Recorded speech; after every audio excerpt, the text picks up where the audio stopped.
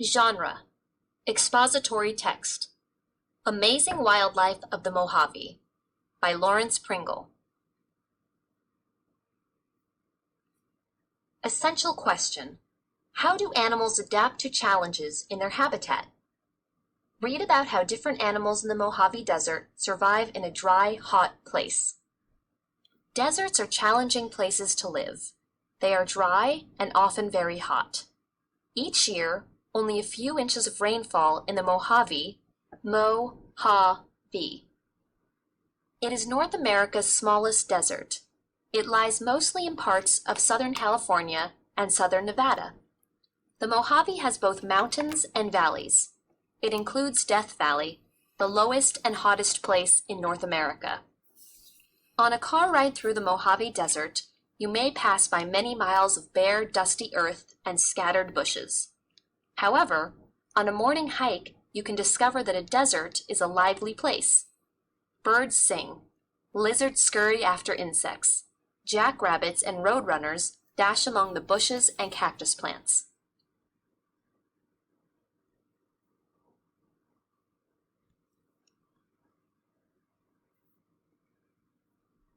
A living place.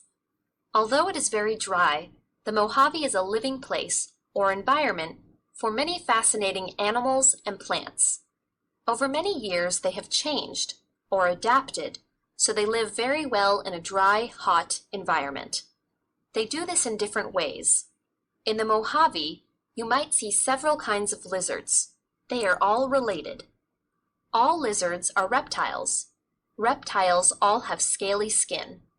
However, they are different in many ways. The desert spiny lizard, for example, is only a few inches long. Most of its food is insects. The name Mojave means alongside water. It comes from the Mojave people. They were Native Americans who once lived along the lower Colorado River. The river flows through part of the Mojave Desert.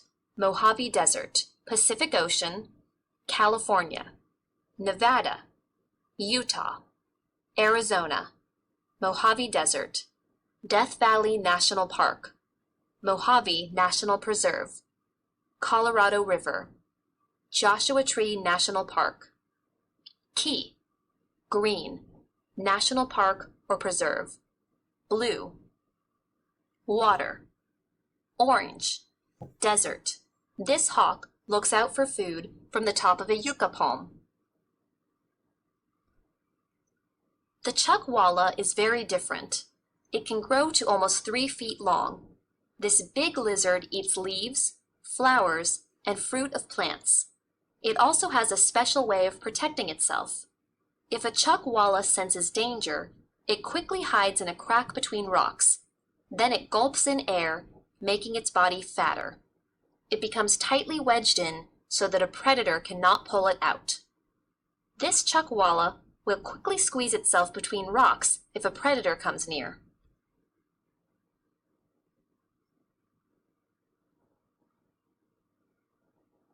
Getting water in the desert. Animals get water in different ways in the Mojave. Coyotes, bobcats, and other large mammals can travel a long distance for a drink. So can some birds. Small lizards, snakes, and mice are different. They cannot travel far. They might prefer to drink from a stream or even a puddle, but these are rare treats in a desert. They find water in different ways. They get some from tiny drops of dew that form overnight on plants or stones. Their main source of water is the food they eat. Flowers, seeds, and leaves contain water. The bodies of insects, scorpions, and other animals are all at least half water. Some desert animals get most or all of the water they need simply by eating food. This coyote can travel far to find water.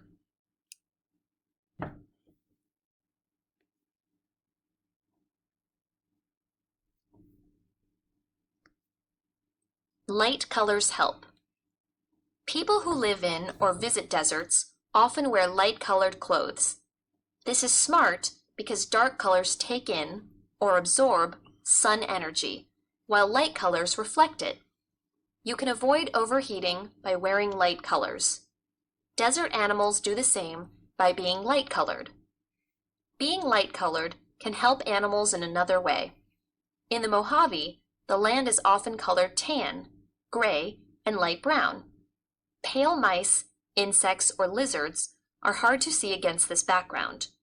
This gives the animals some protection from predators that try to catch and eat them. Not all desert animals are light-colored.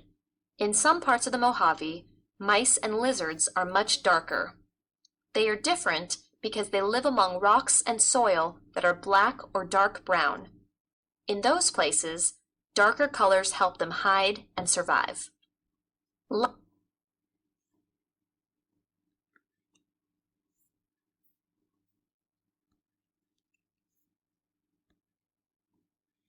Escaping the heat. Desert animals are all alike in one way. They find ways to avoid midday heat. Different animals do this in different ways. Most of them rest during the hottest time of day. They are active in cooler times, such as mornings, evenings, or at night. Different animals avoid heat in different ways. Scorpions usually hide in shady places. However, if a scorpion must be out in daytime, it can stand tall on its legs. This is called stilting. It keeps the scorpion's body from touching the hot surface. A snake, of course, cannot stilt because it has no legs. On a hot day, some snakes and lizards crawl up into bushes. There, the air is cooler than on the hot soil surface. A scorpion uses its legs to raise its body above the hot ground. Most desert animals also escape the heat by seeking shelter under bushes, rocks, and other shady places. Black-tailed jackrabbits sprawl in the shade. They lose body heat by panting or breathing rapidly. Heat is also given off from many tiny blood vessels in their large ears. A jackrabbit's long ears help it stay cool.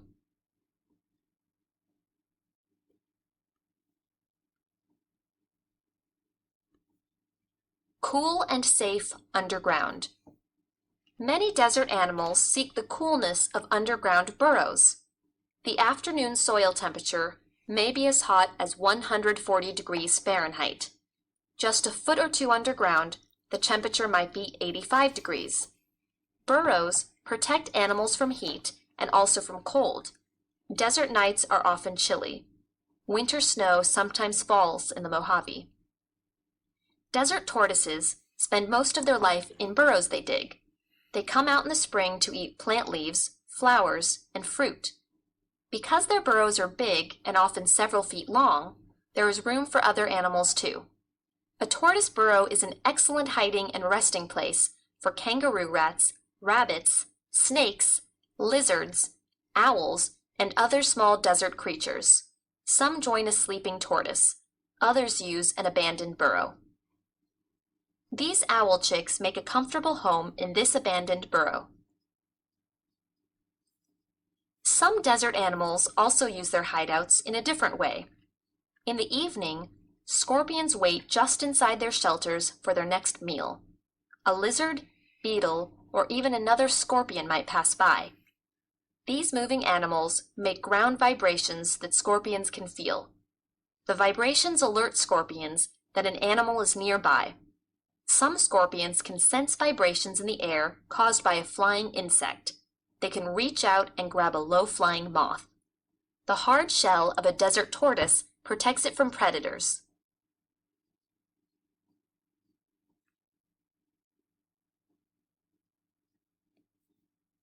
Morning warmth. Desert animals have many different ways to avoid overheating. Sometimes, however, they need to get warm. At night, the desert air is quite cool. By dawn, some animals need to warm up. Lizards and snakes crawl to a sunny place. They turn their bodies toward the sun to raise their body temperature. Desert iguanas have an amazing ability for warming and also for cooling. They change color.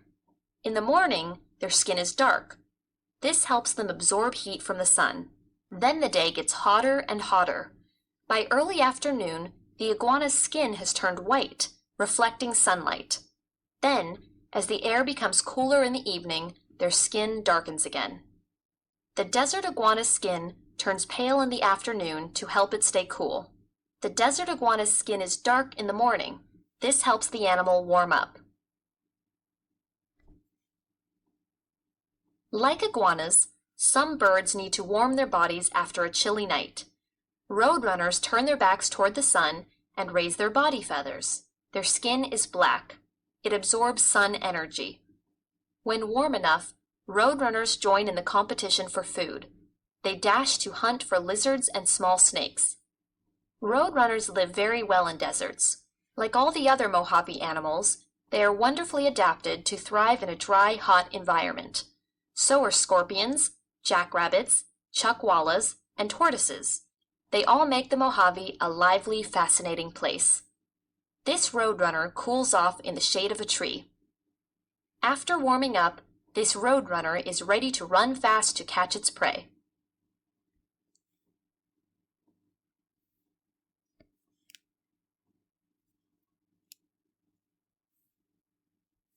About the author. Growing up, Lawrence Pringle loved to explore the outdoors, tramping through the woods, splashing through ponds and streams, and fishing in the ocean. His other strong interest was reading, so writing about nature made perfect sense.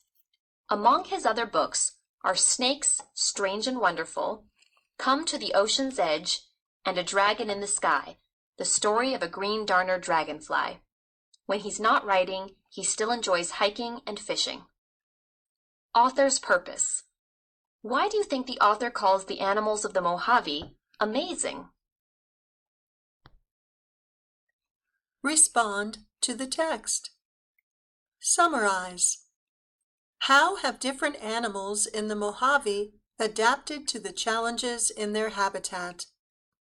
Information from your Venn diagram may help you summarize. Write. How do you know how the author feels about the wildlife in the Mojave Desert? Use these sentence frames to organize your text evidence. The author says that living in the desert is. He tells about how the animals. This helps me know that he feels. Make connections. Describe how one of the animals in the selection has adapted to its environment. How do animals in cities or towns adapt to their habitat?